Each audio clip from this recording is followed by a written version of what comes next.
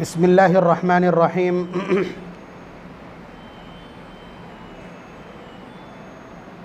الحمد للہ رب العالمین والصلاة والسلام على سید الانبیاء والمرسلین محمد وعلى آلہ واصحابہ اجمعین اما بعد اعوذ باللہ من الشیطان الرجیم بسم اللہ الرحمن الرحیم وَلِلَّهِ عَلَى النَّاسِ حِجُّ الْبَيْتِ مَنِ اسْتَطَاعَ إِلَيْهِ سَبِيلًا وَمَنْ كَفَرَ فَإِنَّ اللَّهَ غَنِيٌّ عَنِ الْعَالَمِينَ وقال النبي صلى الله عليه وسلم من ملك زادا وراحلة تبلغه إلى بيت الله فلم يحج فلا عليه أن يموت يهوديا أو نصرانيا وقال عليه الصلاة والسلام من صلى يرائي فقد أشرك ومن صام يرائي فقد أشرك او كما قال عليه الصلاة والسلام۔ مسئلہ تو غیر ضروری ہے جسے میں عرض کرنے جا رہا ہوں،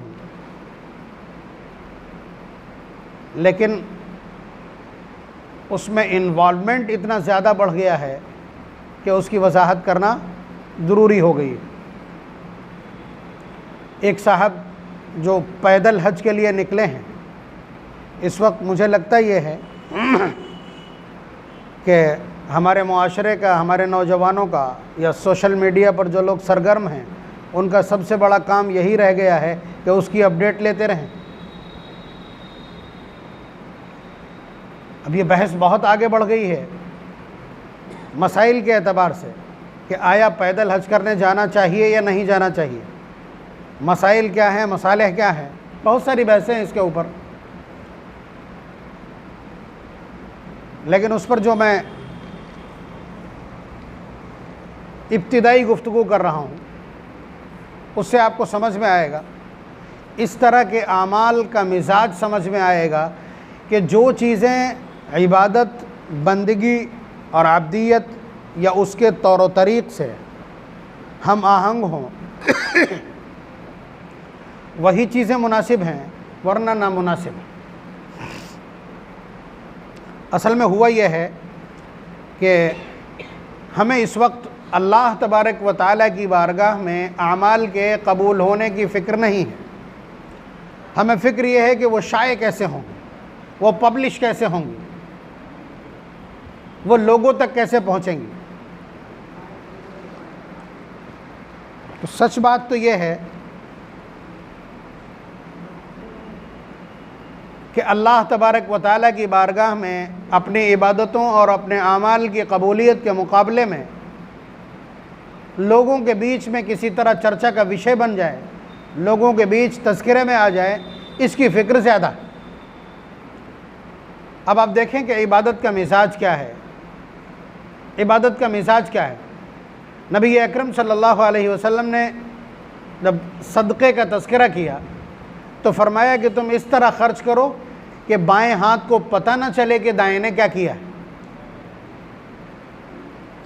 لا يعلم شمالہ ما انفق یمینہ، کہ اس کے بائیں کو پتہ ہی نہ چلے کہ اس کے داہنے ہاتھ نے کیا کر دیا ہے۔ نوٹ کیجئے پوائنٹ کہ عبادات میں، بالخصوص مالی عبادات میں، سیکریسی وانٹڈ ہے، وانچھت ہے، مطلوب ہے۔ اسی طرح سے آپ اسلام کے جو 5 ارکان ہیں، اسلام کے جو 5 عبادات کے پراروپ اور پروفارماز ہیں، یا اس کے جو مول سدھانت اور اس کے ارکان اور پلرز ہیں اسلام کے، ان میں سب کا اجر طے ہے۔ ان میں سب سے زیادہ سیکریسی کس عبادت کو حاصل ہے؟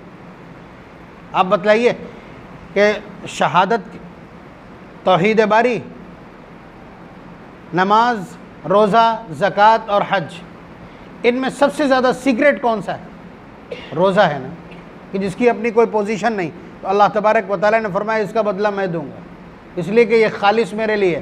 ہر چیز کا بدلہ فرشتوں کو معلوم ہے، ہر چیز کا اجر فرشتوں کو معلوم ہے، یہ کالم بلینک ہے، فرشتوں کو نہیں معلوم۔ تو سیکریسی بڑھی اللہ تبارک و تعالیٰ کی طرف سے، قبولیت میں اضافہ ہوا، قیمت میں اضافہ ہوا۔ نبی اکرم صلی اللہ علیہ وسلم نے فرمایا، نمازیں دیکھیں، نمازوں میں سب سے سیکریٹ نماز کون سی ہے؟ تہجد ہے نا، کہ جس وقت آپ اور آپ کا پالنہار اور بس،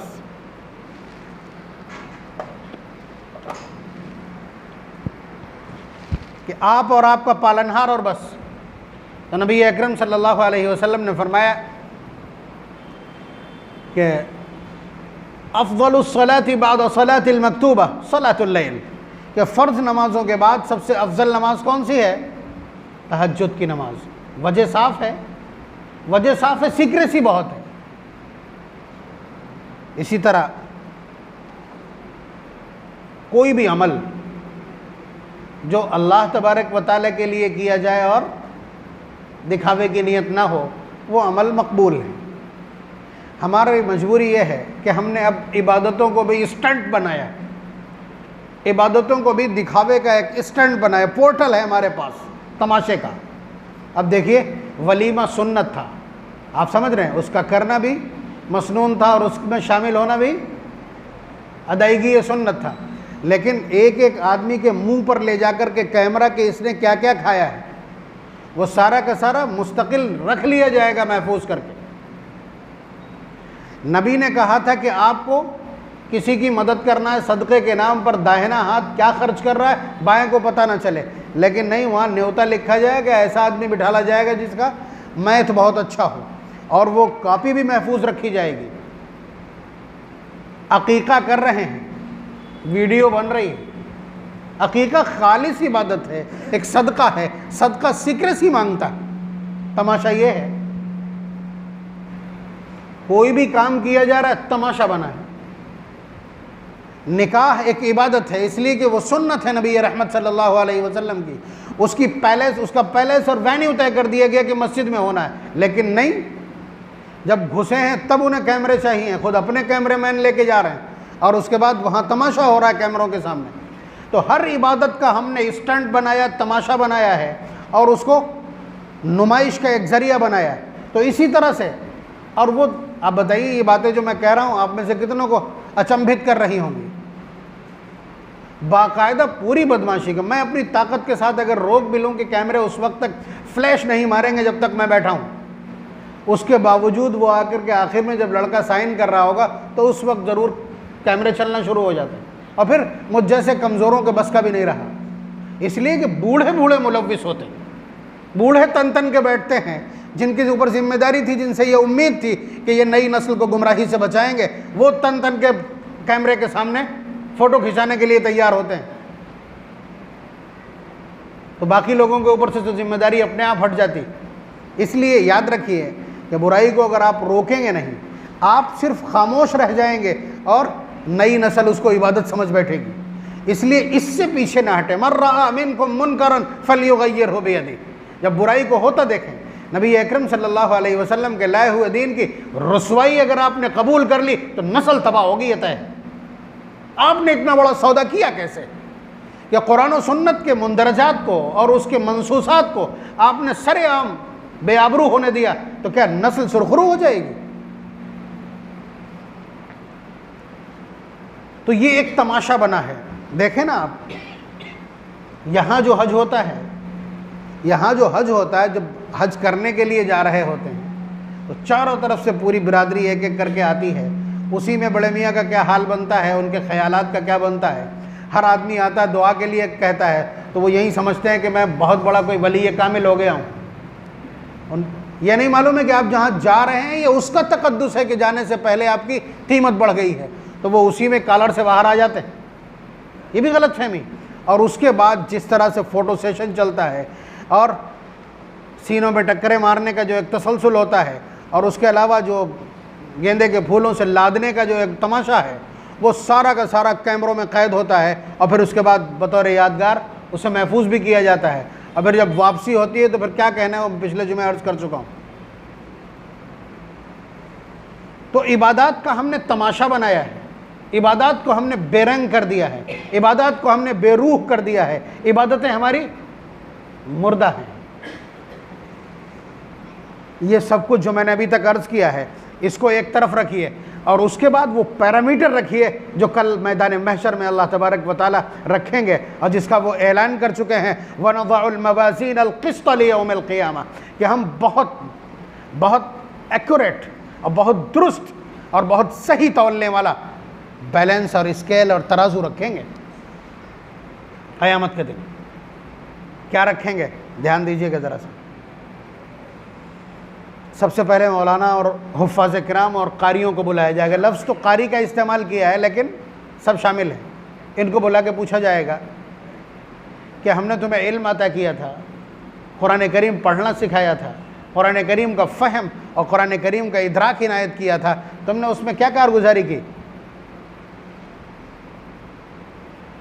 تو کہے گا کہ اللہ قرآن کریم کو پڑھایا، دوسروں کو سمجھایا، دوسروں کو بھی پڑھایا، اور قرآن کریم کی تعلیم کو عام کرنے کی کوشش کی، مدرسہ چلایا، تقریریں کی۔ اللہ تبارک و تعالیٰ جو علیم بذات الصدور ہیں، یعلم خائنۃ الاعین وما تخفی الصدور ان کی صفت ہے، یعلم ما تکن صدورہم وما یعلنون، دل میں کیا چھپا رکھا ہے وہ جانتے، وہ ریڈنگ وہاں سے لیتے ہیں، باہر کیا چل رہا اس سے مطلب نہیں۔ تو اللہ تبارک و تعالیٰ جو اس کے ارادے سے، اس کی نیتوں سے، اور اس وقت جب یہ وہ سارے کام کر رہا تھا اس وقت اس کا ارادہ اور منصوبہ اور خیال کیا تھا، اس کے دل پر، اس کے دماغ پر کون سا خیال اور کون سا واہمہ گزرا تھا، کیا وسوسہ آیا تھا، وہ تک اللہ تبارک و تعالیٰ کی گرفت میں۔ اللہ تعالیٰ فرمائیں گے یہ تو نے صرف اس لیے کہا تھا کہ تجھے لوگ حضرت کہیں، علامہ کہیں، مولانا کہیں، عالم صاحب کہیں، اور یہ سب کچھ کہا جا چکا۔ جس نیت سے تم نے یہ سب کچھ کیا تھا وہ سارے ٹیگ تمہارے اوپر لگائے جا چکے، اور سوشل میڈیا پر اس طرح سے تمہیں شیئر کیا جا چکا ہے، اور لوگوں نے اس پر تمہارے لیے لائک اور کمنٹ کیا ہے، بس وہ اتنا کافی ہے۔ فَسُحِبَ عَلَى وَجْهِهِ وَأُلْقِيَ فِي النَّارِ، منہ کے بل گھسٹوا کے جہنم میں ڈلوا دیا جائے گا۔ آپ بتائیے کہ ایک مولوی چٹائی گھسنے کے علاوہ کیا کرتا ہے؟ آپ سمجھیے غربت میں ہی زندگی بسر کرتا ہے، اس کے باوجود اس کی نیت پر اتنی سخت نگرانی، اور اس کا ایک ایک خیال سرویلانس پر، اور اس کی ایک ایک نیت اللہ تبارک و تعالیٰ کے راڈار پر، اور اس کے بعد فیصلہ یہ، اس کے بعد بلایا جائے گا ایک بہت بڑے مالدار کو جس نے واقعی میں اپنے دروازے پہ بھیڑ نہیں ٹوٹنے دی تھی، اپنے دروازے پر بھیڑ نہیں ٹوٹنے دی، کوئی ایسا پریشان نہیں جسے دیا نہ ہو، کوئی ایسا بے بس، لاچار، بیوہ، یتیم، بے کس، مریض، مقروض ایسا نہیں جسے دیا نہ ہو۔ دیا اس نے، لٹایا، دونوں ہاتھوں سے لٹایا، لیکن اس لٹانے کے بیچ میں کسی دوران یہ خیال پیدا ہو گیا ہوگا کہ لوگ بھی دیکھتے ہوں گے کہ کتنا خرچ کرنے والا ہے، یہی خیال گزرا ہوگا، ورنہ آدمی اندر بیٹھا ہوا اور یوں کیسے بانٹتا رہے گا۔ آج تو ایک کٹ دے رہے ہیں، آپ سمجھیے چند روپے کا کوئی سامان دے رہے ہیں، چار چار لوگ سامان پکڑیں فوٹو کھنچانے کے لیے، فوٹو کھنچانے کے لیے، آپ بتائیے کیا بچے گا؟ تو آپ یہ سمجھیے کہ اللہ تبارک و تعالیٰ اسے بلائیں گے سر مجلس، اور اس سے پوچھیں گے کہ میں نے تمہیں دولت عنایت کی تھی، بے بہا دولت دی تھی، کیا کارگزاری، کیا کارگزاری؟ تو وہ کہے گا کہ اللہ آس پاس اطراف کا کوئی ایسا بے بس، لاچار، اور کوئی ایسا سائل، اور کوئی ایسا سوالی، کوئی ایسا فقیر، کوئی ایسا گدھا نہیں کہ جسے میں نے دیا نہ ہو، کوئی ایسا راستہ نہیں جس پر میں نے خرچ نہ کیا۔ خرچ کا انکار نہیں، اللہ تبارک و تعالیٰ کی طرف سے بھی خرچ کے انکار پر کوئی جواب نہیں آئے گا۔ کہا یہ جائے گا کہ یہ سب کچھ تم نے اس نیت سے کیا تھا کہ لوگ تمہیں بہت بڑا داتا کہیں گے، لوگ تمہیں سخی کہیں گے، لوگ تمہارے تذکرے کریں گے، اور یہ سب کچھ کہا جا چکا، لوگوں نے تمہاری تعریفیں بھی کی، اور لوگوں نے تمہارے اوپر مضامین بھی لکھے، تمہارے فوٹو بھی سوشل میڈیا پر چلے۔ فَسُحِبَ، ہمارے یہاں اس کا کوئی عذر نہیں ہے، فَسُحِبَ عَلَى وَجْهِهِ وَأُلْقِيَ فِي النَّارِ، منہ کے بل گھسٹوا کے جہنم میں ڈلوا دیا جائے گا۔ یہ دونوں اسامیاں مانا جا سکتا ہے کہ انہیں تعریف کی خواہش ہوگی، سپاس کی خواہش ہوگی، انہیں لائک کیا جائے اس کی خواہش ہوگی، لیکن اگلا جو سوال ہے وہ بڑا اہم ہے۔ پھر ایک شہید کو بلائیں گے جس نے اپنی جان کا نذرانہ اللہ تبارک و تعالیٰ کے لیے پیش کر دیا ہوگا، اعلاء کلمت اللہ کے لیے اس نے اپنی جان دی ہوگی، اسے بلایا جائے گا، اس سے پوچھا جائے گا کہ میں نے تمہیں جرأت عنایت کی، میں نے تمہیں جسارت عنایت کی، میں نے تمہیں بے باکی عنایت کی، اور میں نے تمہارے جسم کو طاقتور بنایا، تم نے کیا کارگزاری کی اس میں؟ تو وہ کہے گا کہ بار الہ، میں اعلاء کلمت اللہ کے لیے، تیرے دین کے غلبے کے لیے، اسلام کی حقانیت کے لیے لڑا، مزاحمت کی، یہاں تک کہ میں مارا گیا، یہاں تک کہ میں مارا گیا۔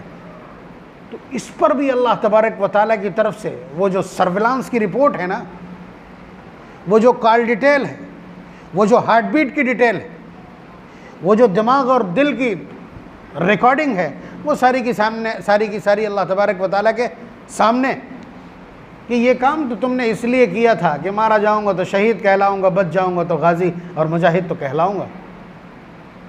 فَسُحِبَ عَلَى وَجْهِهِ وَأُلْقِيَ فِي النَّارِ، منہ کے بل گھسٹوا کے اس شہید کو بھی جہنم میں ڈلوا دیا جائے۔ یہ روایت مشہور زمانہ ہے، آپ نے بارہا سنی۔ یہ کس چیز کو روکنے کے لیے، یہ روایت ہم کو سبق کیا دیتی ہے؟ اس روایت کا میسج کیا ہے؟ اس روایت میں کون سا میتھڈ اللہ تبارک و تعالیٰ نے بیان کیا؟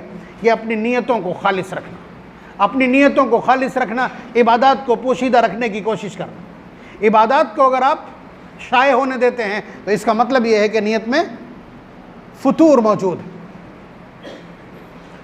جگہ جگہ اس پر بیریئر ہے۔ قرآن کریم نے صدقات کے حوالے سے جو آداب بیان کیے ہیں، ان میں قرآن کہتا ہے یا ایھا الذین آمنوا لا تبطلوا صدقاتکم بالمن والاذی، کہ اے لوگو تم اپنے صدقات کو جتلا کر کے خراب نہ کرو، باطل نہ کرو۔ آپ یہ بتلائیے کہ ایک شخص جس نے اپنی جان دے دی ہو، اس کے اوپر دکھاوے کا الزام کیسے آئے گا؟ مطلب ہمارا جو اپنا گڑت، ہماری جو اپنی سوچ کہتی وہ سمجھیے آپ۔ اگر وہ زندہ رہے تو چلو مانا کہ ہوٹل پہ بیٹھے گا تو لوگ اس کی تعریف کریں گے، اس کے نام کی ہورڈنگ لگائی جائیں گی اور اس کو اپریشیٹ کیا جائے گا اور اس کو لائک کیا جائے گا، اس کا فوٹو چلے گا، اس کے اوپر مضامین چلیں گے، اس کے اوپر لوگ ٹویٹر کے اوپر اس کے میسیجز لگائیں گے، اس کی تصویر لگائیں گے اور اس کی توصیف اور تعریف ہوگی۔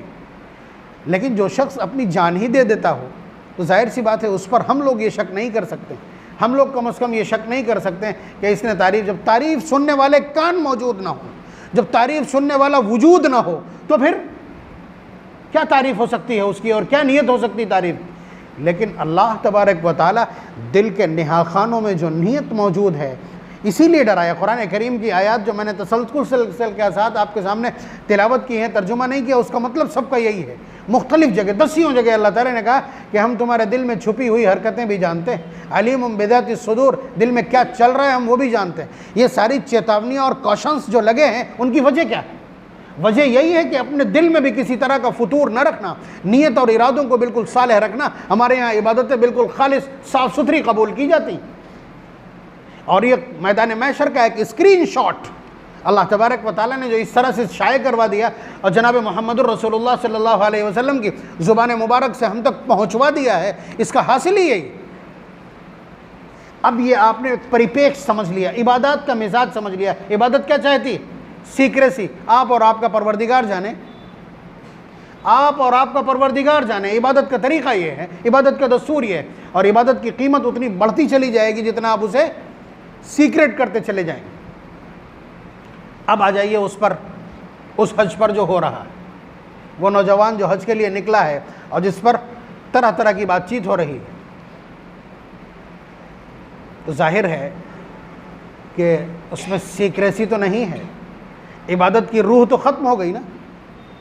عبادت، نبی رحمت صلی اللہ علیہ وسلم نے ہمیں جو طریقہ سکھلایا ہے عبادات کا جو مزاج بتلایا ہے، عبادات کی ورشپ کی جو اسپرٹ ہے، عبادات کی جو روح ہے، وہ یہاں موجود نہیں۔ اس میں پوشیدگی ہے، اختفا ہے، جتنا آپ پوشیدہ رکھیں گے اتنا ہی بڑھے گا۔ اور یہ بھی دستور ساتھ میں لگا دیا کہ آپ اپنی عبادت کو جتنا پوشیدہ رکھنے کی کوشش کرو گے اللہ تعالیٰ اسے اتنا ہی کھول دیں گے۔ آپ اپنی شہرت کا جو جذبہ ہے اسے دبا لے جاؤ، وہ اللہ تبارک و تعالیٰ کی اپنی عنایت ہے کہ وہ اسے مشہور ضرور کر دیں گے۔ تو انتظار کرنا بھی ایک کلیجے کی بات ہے نا، اتنا انتظار کر لیں۔ تو بہرحال پہلی بات تو یہ کہ گھر سے نکلتے ہوئے اپڈیٹ، اور پھر ہر قدم پہ اپڈیٹ، ہر منزل پہ اپڈیٹ، اور پھر اس کو باقاعدہ سوشل میڈیا پر اپڈیٹ کرنا، ظاہر سی بات ہے یہ حج نہیں۔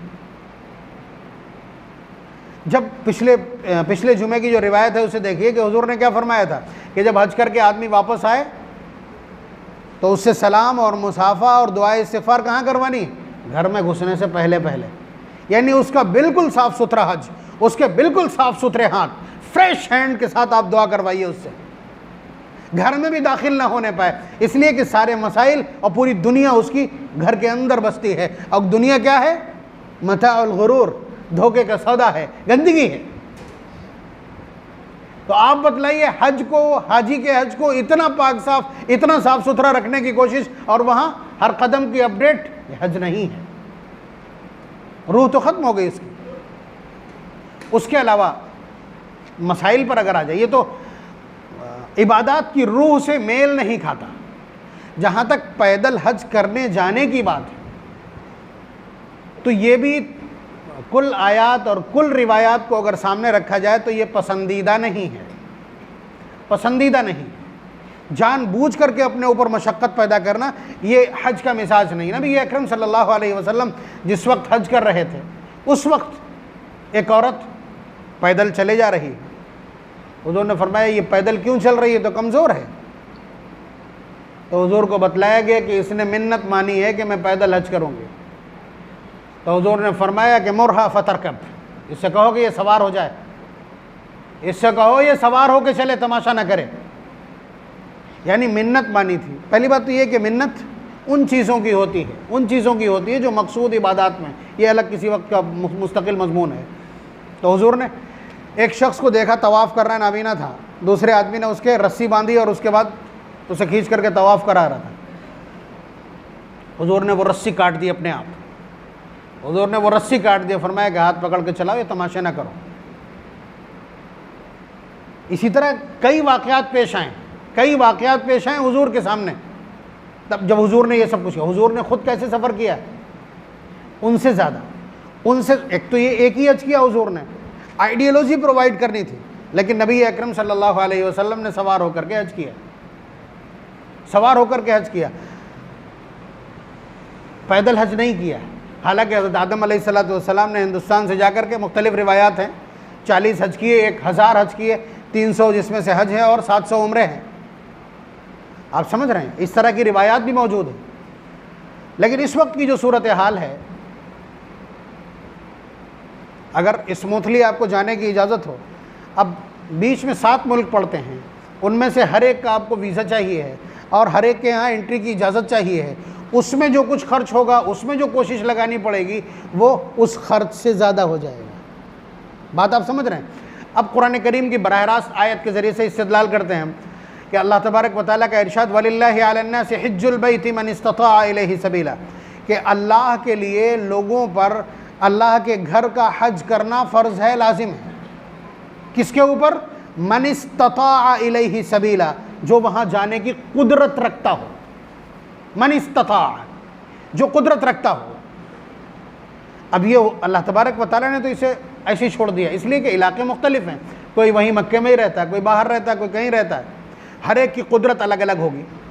یہاں سے جانے والے کے لیے قدرت الگ چاہیے ہے، اور داخلی کے لیے الگ چاہیے ہے، آفاقی کے لیے الگ چاہیے ہے، اطراف کے لیے الگ چاہیے ہے۔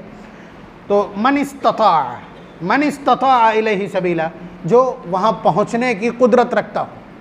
من استطاع، اس کی جب آپ وضاحت دیکھیں گے، محدثین نے پچھلے 1500 سال میں، پچھلے 1450 سال میں من استطاع کی تشریح کیا کی ہے مفسرین نے؟ زادن وراحلتن، زاد کہتے ہیں اس سامان کو جو راستے میں کھانے پینے اور اوڑھنے پہننے کے لیے ضرورت پڑے، اور راحلہ کہتے ہیں سواری کو، جس کے پاس راستے کا پورا خرچ اور سامان موجود ہو، اور جس کے پاس سواری موجود ہو، اور جس کے پاس اپنے پیچھے رہ جانے والوں کے نفقہ چھوڑ جانے کی قوت موجود ہو۔ یہ من استطاع کی وضاحت ہے۔ وہاں راحلہ موجود ہے، یعنی سواری موجود ہو، زادن وراحلتن۔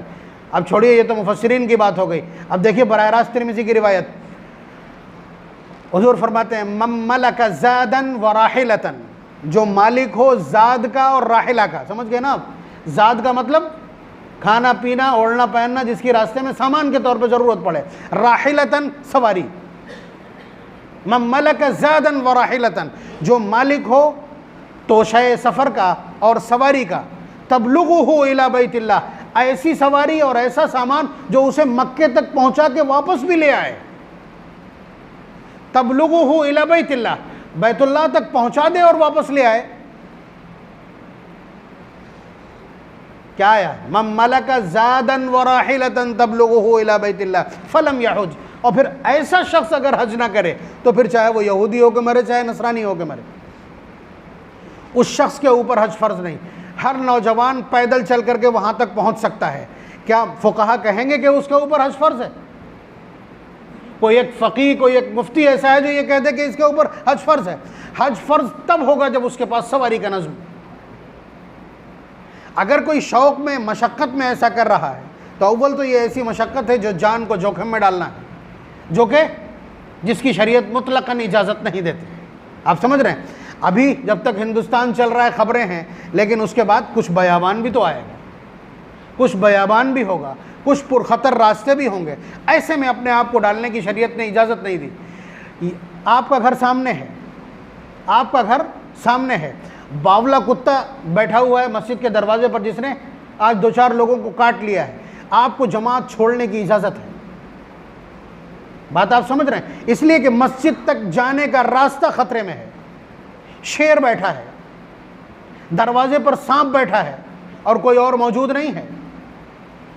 آپ کو اجازت ہے، آپ کو اجازت ہے کہ آپ گھر پہ نماز پڑھ لیجئے. جماعت کی فرضیت یا اس کا وجوب ختم ہو جائے گا.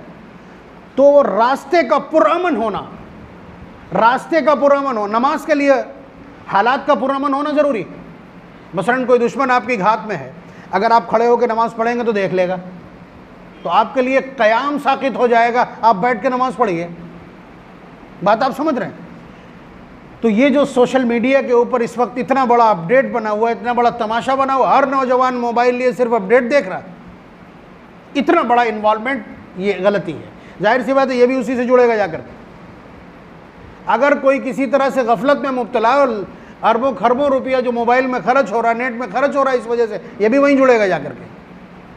تو اس لیے اگر اس کو کوئی آپ بہت بڑا ریٹ دینے جا رہے ہوں تو آپ سمجھ لیجئے کہ یہ کوئی بہت بڑی عبادت نہیں ہے، کوئی بہت بڑا کام نہیں. ہاں اس کو حرام اور ناجائز نہیں کہا جا سکتا کہ کوئی پیدل حج کرنے جا رہا ہے، لیکن اگر وہ سواری سے جا سکتا ہے، اگر وہ سواری سے جا سکتا ہے پھر یہ حرکت کرتا ہے تو غلطی. پچھلے جو اکابر رحمہم اللہ کے واقعات ہیں اس طرح کے، ان کے لیے راستہ ایک دم اسموتھ تھا، کوئی ایڈنٹیفیکیشن کا مسئلہ نہیں تھا، کہیں سرحدیں نہیں تھی، جو جی جائے وہاں جائے. اب تو تماشا ہے، آپ گھر میں بیٹھے ہیں اور کہہ دیا جائے کہ یہاں کے نہیں ہو، اس گھر کے نہیں ہو. تو اس لیے اپنے آپ کو مشقت میں مبتلا کرنا، اور ظاہر سی بات ہے یہ جڑے گا جا کر کے کہے سے، حد سے. جو لوگ نہیں جانتے وہ سوچیں گے کہ یہ بھی کوئی بڑا ادبھت طریقہ اور ٹھیک طریقہ ہے، پھر اس کے اوپر نگیٹیوٹی ہوگی، نگیٹو تبصرے ہوں گے. دوسری ملت کے لوگ، دوسرے مذہب کے لوگ اس طرح سے کرٹیسائز کر سکتے ہیں، اور یہ سبب بنے گا اسلامیات کے اوپر مسلسل حملہ آوری کا جو نامناسب ہے. دوبارہ کل ملا کر کے یہ عبادت کی روح سے ہم آہنگ بھی نہیں ہے، اور اس کے ساتھ ساتھ عبادت جس چیز کو چاہتی ہے یہ اس سے میل نہیں کھاتا ہے. اور اس کے ساتھ ساتھ جہاں تک مسائل کا تعلق ہے اس شخص پر ہی حج فرض ہوتا ہے جس کے پاس سواری موجود ہو، سواری کا نظم موجود ہو یا کرایہ موجود ہے. اس سے پہلے اس کے اوپر حج فرض نہیں ہوتا. حج فرض نہ ہو پھر اس کے بعد اتنا بڑا ہنگامہ، یہ بڑا نامناسب حرکت ہے.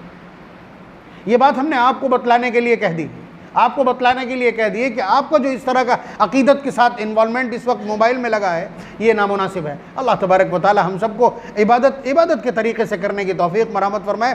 نبی اکرم صلی اللہ علیہ وسلم نے عبادات کا جو مزاج ہم کو بتلایا ہے اس مزاج کو سمجھنے کی توفیق مرحمت فرمائے. اللہ تبارک و تعالی اعمال کو جس جذبے کے ساتھ پسند کرتے ہیں، قبول کرتے ہیں، ان جذبات کے ساتھ، اس خلوص کے ساتھ اور اس یکسوئی کے ساتھ اور اس خاموشی اور پوشیدگی کے ساتھ عبادات کرنے کی توفیق نصیب فرمائے. وآخر دعوانا ان الحمد للہ رب العالمین.